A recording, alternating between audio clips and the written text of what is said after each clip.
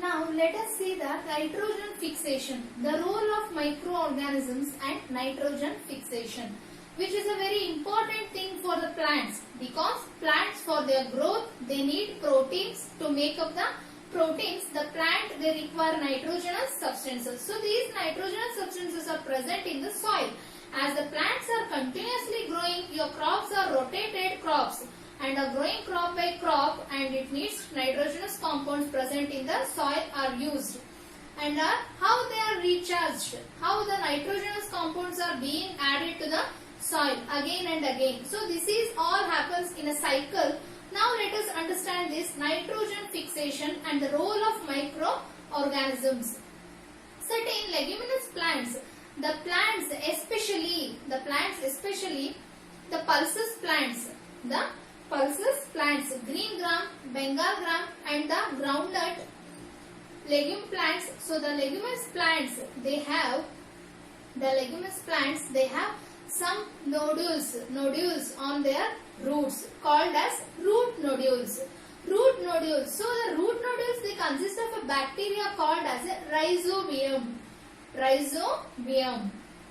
So what does this bacteria does?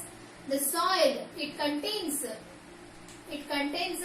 bacteria. The root nodules of this leguminous consist of rhizobium and it fixing of atmospheric nitrogen. The air contains 78% of nitrogen, but this nitrogen cannot directly add up to the soil. It is done only in two ways.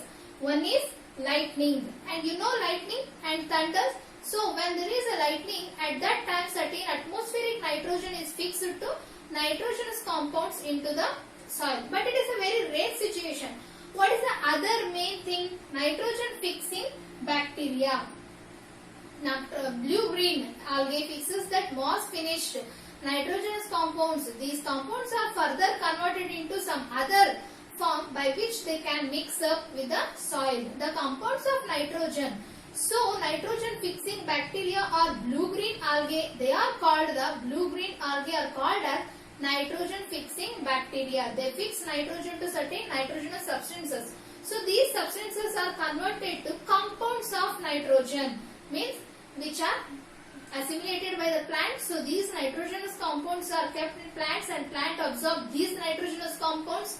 The plants they grow up, the plants they bear the fruits, grains and all which contain proteins. The plant are eaten by animals and humans. We are eating the chana and contains the proteins which contain nitrogen. So the animals and humans are consuming this nitrogen from plants, and animals after utilizing the energy from the food they excrete the waste, and if animals are died, the dead bodies of the animals, next 10 dead bodies of the animals, they contain the nitrogen.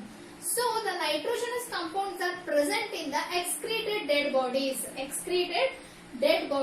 and it is decomposed again to nitrogenous gas by the bacteria, denitrifying bacteria.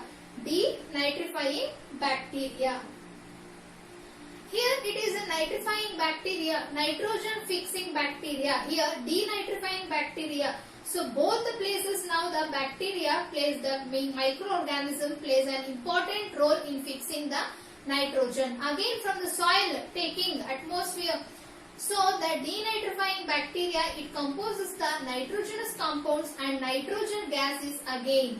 It leaves to the atmospheric. So the percentage of nitrogen in the atmosphere is constant, 78%. Always it is maintained. So the right, it is a rotating form, the atmosphere or nitrogen cycle, in which plants and animals and microorganisms are parts of this.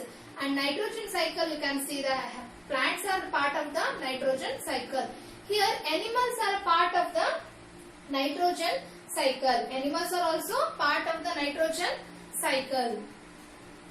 The microorganisms, here they are fixing the nitrogen, the same, the different microorganisms, bacteria, they are denitrifying. So we have different groups of microorganisms. We have certain microorganisms fix the nitrogen, certain microorganisms denitrifying the nitrogenous compounds to release the nitrogen gas into atmosphere. So see that wonderful mechanism by which the nitrogen is rotated, which is operated by the microorganisms. So by that we can appreciate appreciate how all these microorganisms are helping the nature to carry out various other processes like the photosynthesis for the growth of plants, for the growth of animals. So see that how all the other microorganisms, the living structure of the other organism is connected to the microorganisms. So the microorganisms are very much helpful for the animals and plants as well as humans. And of course we see certain microorganisms causing diseases and preventive measures.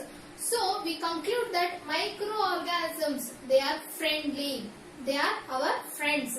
At the same time, certain microorganisms are our enemies. But somehow with the technology we have studied about them and we started making use more. We started making more and more beneficial things with the microorganisms, and at the same time we found preventive measures to control the diseases caused by microorganisms and have found antibiotics to control that, cure the diseases, and complete knowledge of the microorganisms, and with that knowledge we are able to protect or preserve the food items not getting spoiled by microorganisms, and study of microorganisms is called as a microbiology. So when you study the microbiology, you will get the complete knowledge about the microorganisms. Thank you for watching. Thank you, students.